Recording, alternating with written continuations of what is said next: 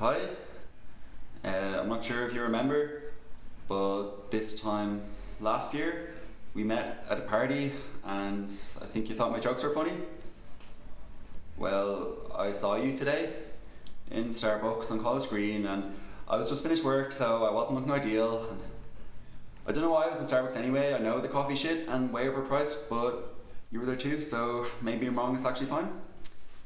But you were with this guy who I think's your boyfriend, who you're probably in love with, and he's at least as good looking as me, and you both look really happy. And we decided not to say hi, choosing not to recognise the once or twice we met, which is fine, because they were group-based situations. So there was really no reason to pursue personal connection, and plus, it's true, you do have a boyfriend with who you may well be in love with, so these things probably don't even cross the back of your mind. And this too is normal, and totally fine. None of this really bothers me. To be honest, I'm actually really busy, and the bulk of my emotional needs are appeased by staying up late, drinking so much coffee that it stains and marks and rots my teeth to make career steps so tiny and minor they'll take 30 years to form a bigger picture, and even then we can't be sure.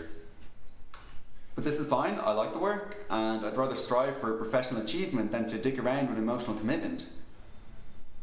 But I wouldn't mind discussing reviews at you. What's your favourite source of news? And do you have a favourite Madonna tune? Like a Prayer is beautiful, true, but I do have a soft spot for erotica too, because in that, the way she talks about sex is actually sexy, which not that many contemporary pop stars do. Do you think this is a legitimate point of view? Well, if not, then maybe I'll change it for you. This is the third time this week that I thought I've seen you in work. I see the back of a head browsing in the shoe section and I think this is it, this is you. I check my view in the mirror and think I look alright, this jumper's nice, there aren't that many bags under my eyes, but for every single one of those 3 or 4 times it's actually been someone completely different, far less attractive and stylish than you, and maybe even less intelligent. This is probably for the best though, I have other things to do and I don't want to spend the rest of my day wondering did you notice my haircut's changed. But I wouldn't mind spending a day trying to figure out what goes on in your brain, trying to interpret and translate the way you look at me, react accordingly and kiss you quietly, but only for a minute, and not just because these things are awkward in public, but because it doesn't have to immediately lead to something else, and we don't have to have sex to make sure we connect unless that's what you want to do, because obviously I'd be up for that too. Well, I'm home alone tonight for maybe the 3rd or 4th Friday in a row. This is actually really fine though, because I've wine and I've smoked and I've GRINDR on my phone, and there's this guy who wants to know, top or bottom?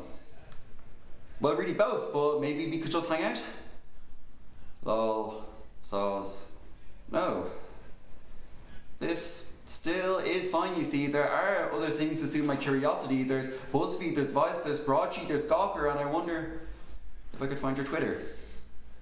Google gives me limited yield except you share a name with a prize-winning Gap player for Atlanta under-19s. Search for you again on Facebook instead, search for 27 mutual friends who I find on Twitter with a little more ease and find home their followers a little more thoroughly. You might not even use Twitter. Not everyone copes with 140 characters, but next thing I know, I see your avatar. It's taken hours, but I'm finally here, and this is the fucking highlight of my year. Within a click we'll be connected. This user has their tweets protected. This still is totally fine. There are better ways to waste my time. The new Rihanna song should be out in a few hours and there's no real reason why I shouldn't just scour the forums to see if it's leaked, and I should really now start composing my tweet about why her career is irrevocably over and Sky Ferreira is the way of the future. But do you not just think, if we properly met, then maybe we could try to connect? I know we've just met once or twice, but did you notice that I'm cute and shy? Is cute and shy your type of guy? Well, if not, that's cool, because sometimes I'm assertive too. My Twitter feed is public. Look at how I tweet my social views. I tweet about art, I tweet about the news, and look at where I choose to eat my food. Are you a fan of skinflint too? Because if you know what nights are free next week, then maybe we could try for tweet seats. Look at the places I go out to eat and just look at all the plays I've seen and praise where praise is due. Well, I could pile the praise on you, and this isn't something that I'd not normally do, but I'd let my heart fully crumble for you because the person that I perceive you to be gives me all the love that I'll ever need. And it's not that I'm lonely or needy or meek, but this one time when I was 18 or 19 and actually really heartbroken properly, well then I seriously, briefly but earnestly considered the admittedly ridiculous idea of applying purple makeup to the already faltering hickey on my neck in the vague hope of prolonging his presence on me. And on the same night he left the purple hickey on my neck, he left his orange t-shirt on my bedroom floor, which I clutched to my face and inhaled for a good 5 minutes, before succumbing to the sore admission that it smelled nothing like him, but only of spilled beer and dried sweat that actually could belong to anyone.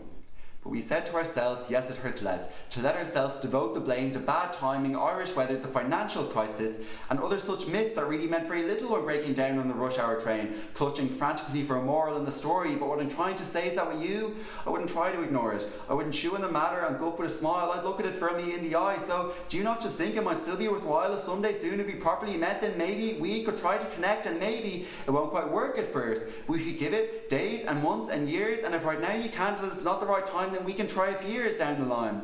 Over a silent breakfast in a tidy kitchen, when the way you'd hold my hand's been affected, do you think by then we'd be connected?